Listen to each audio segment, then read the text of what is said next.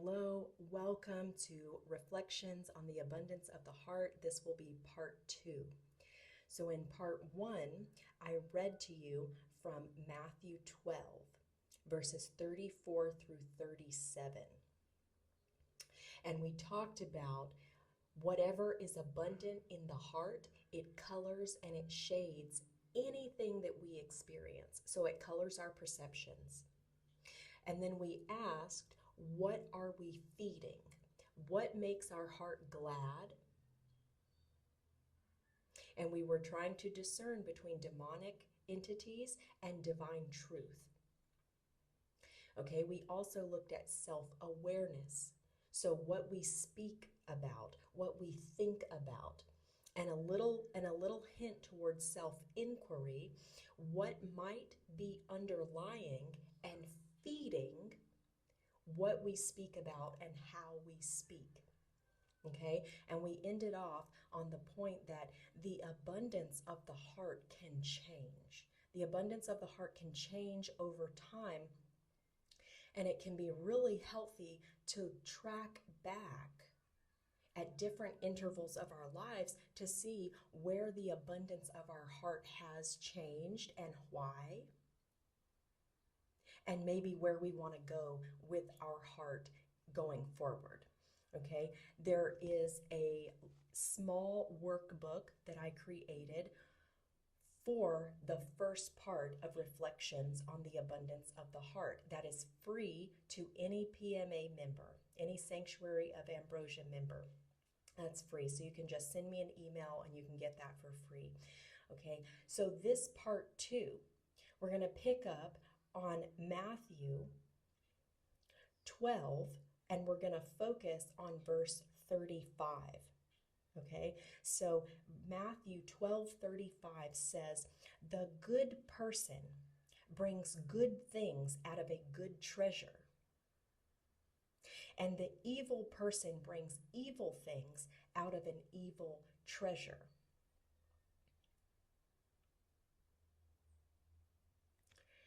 Okay.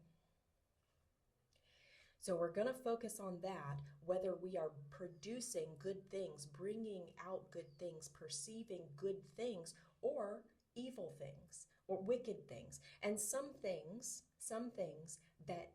that seem good to us, we're fooled. They're not good for us. Okay, they may be coming from a wounded place. So we'll look at that, and we're also going to focus on the facade of our words. So in part 1, we were looking kind of on the surface, just a little bit under the surface, but we were mostly on the surface of our words, what we think, what we speak about. But today, I want to talk about the facade of words also, okay? So we'll get a little bit deeper underneath the layer of just our words, all right? But first, I want to go back to Matthew 12:35. The good person brings good things out of a good treasure. Think about the treasure of the heart. Think about the abundance of the heart. So whatever is coming out of us, the good person brings good things out of a good treasure. And the evil person brings evil things out of an evil treasure. Okay, so I was watching, this was several weeks ago, maybe a few weeks ago, maybe several weeks ago. I was watching a little cartoon called Little Bear. All right, and we might have started watching it backwards. I'm not sure the exact order, but when we first started watching it, oh, I was so impressed. They had Little Bear featured as someone who was connecting with nature, who was considerate of nature, who was reverent and respectful. They showed Little Bear's mother as caring and warm and comforting, a lot of beautiful support, okay? The parent, the Father Bear and Mother Bear, they were very supportive. Little Bear was very conscious and conscientious. Little background noise. All right, so I was really enjoying what I was seeing with how they cast these characters. Now, as the show progressed, episode by episode, I started seeing the introduction of some things that they didn't fit. They did not fit what I had initially started to see. So they had Little Bear's friends, who typically were depicted as being very supportive, just easygoing, integrity, very supportive. Well, in a later episode, I saw Little Bear's friends, one friend at least, was depicted as even stealing from Little Bear. And in the show, you know, I understand some episodes or some shows may present an issue that gets resolved in a healthy way. Well, the theft did not get resolved in a healthy way. There was another episode depicting Little Bear's mother, okay, who typically Little Bear has a wild imagination, okay? He climbs up in a tree and he delivers himself on the moon, okay? He's very imaginative. Well, Little Bear's mother is always, in the first episodes that I was watching, she was always so supportive of his imagination. Well, in a later episode, he had his imagination going, Little Bear had his imagination going, and Mother Bear actually made fun of him, and kind of crapped on his imagination. And that was presented as just fine. Okay, so there were several, and this continued to happen. All right, so in the later episodes, there continued to be examples of what I would consider an evil treasure.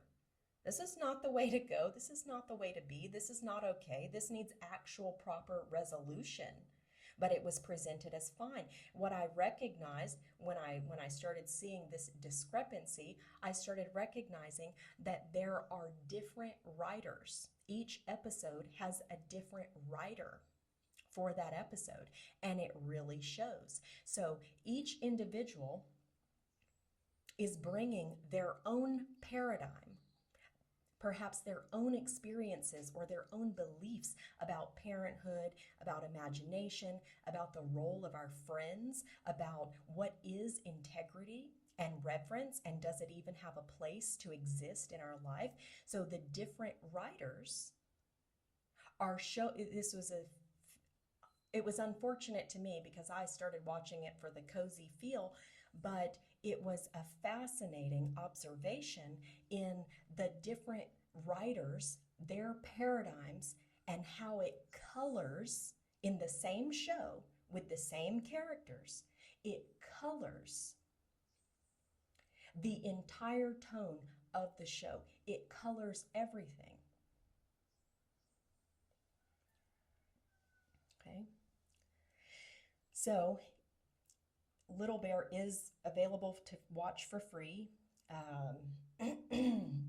I don't want to give any particular websites, but the main one that many people watch videos on, and if you go through the DuckDuckGo browser, it in some cases it eliminates the commercials, and in other cases some still pop up, but not many. So that's one way to watch, but it could be quite an interesting view of the different writers and how they present the characters. Okay, and this goes to show us that whatever is our mindset,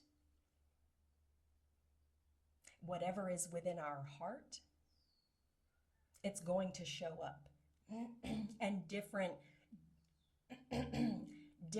people have a different paradigm that they project onto the world. Different people have a different heart that they put forth into the world. And we also have a particular paradigm and a particular mindset and a particular quality of our heart, whatever is abundant in our heart. And those things, they go out from us and they color how we interpret things and what we put forth from within ourselves into the world, into our relationships, into how we operate our life, into what we value.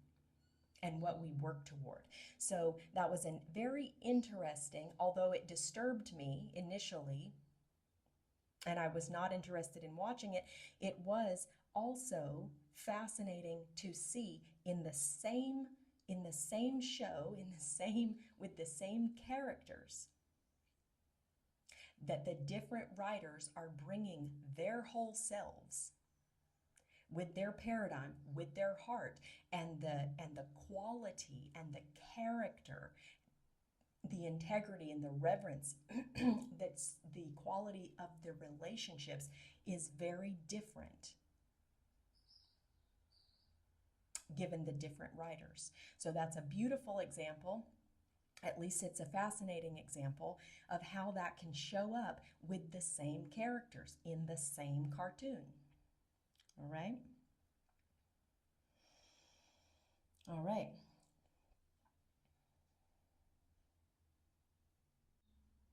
So keep that in mind. Take a look at the show if you want. Watch a couple of episodes from different writers and just see how different they might be. All right. And then we might even be able to turn that spotlight onto ourselves and maybe take a look and see, well, where is my mindset? Where is my heart? What is abundant within my heart? All right. Okay. So I want to move over to the facade of words. Okay? The facade of words. And I want to read Psalm 55:21. Okay? So, his buttery words are smooth, but war is in his heart. His buttery words are smooth, but war is in his heart. His words are softer than oil, but they are drawn swords.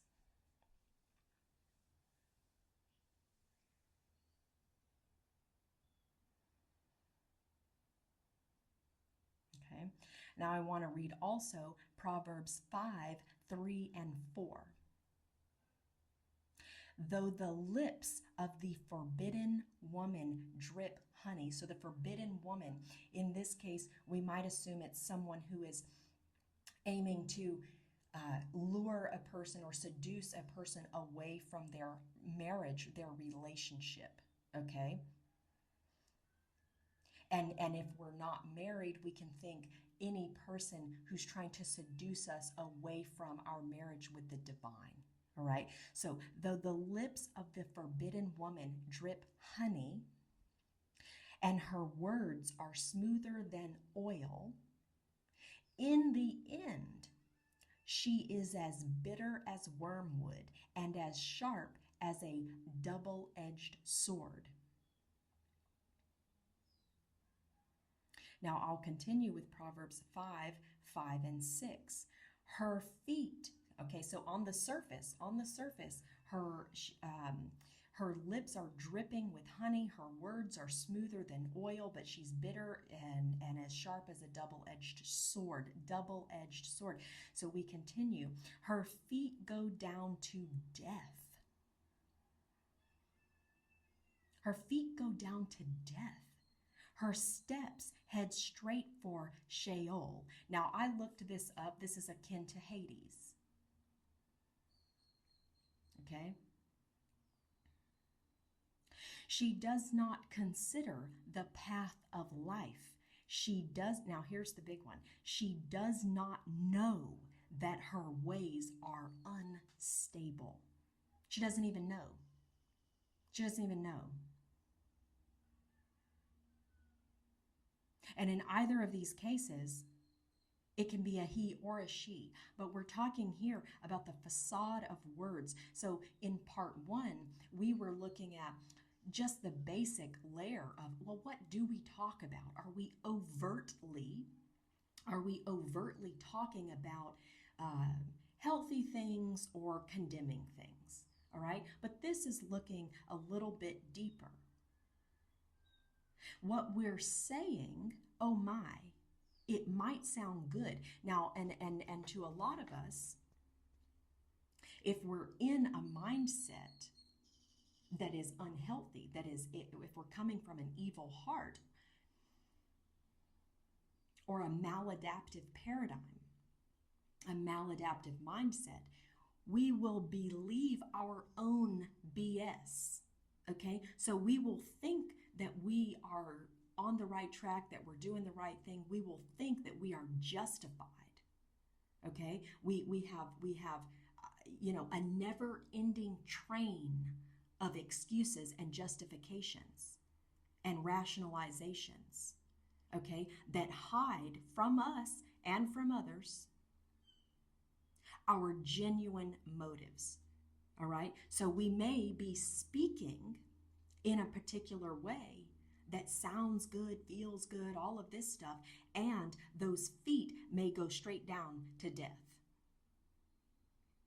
And many of us, when we're in this, now some people, they know that they are manipulative. They know that they are an abomination. They know that they are wicked and nasty. Some people are very aware of what they're doing, but many people are not. They do not know their own motivations, all right? They do not know what is fueling them.